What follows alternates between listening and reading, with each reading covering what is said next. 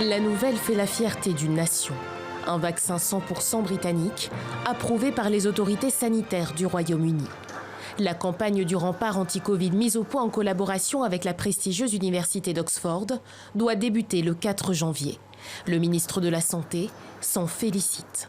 C'est vraiment une bonne nouvelle, non seulement parce que le vaccin a été approuvé, mais aussi parce qu'il constate que l'immunité à la maladie intervient environ une quinzaine de jours après la première dose, ce qui signifie que nous pouvons vraiment accélérer le nombre de personnes à pouvoir être protégées.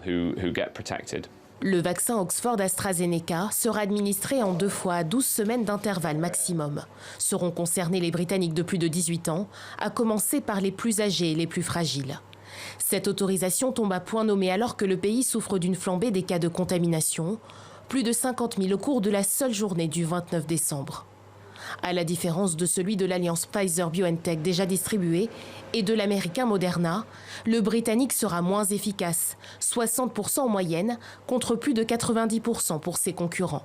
Il sera néanmoins plus facile à conserver dans un réfrigérateur classique et plus accessible.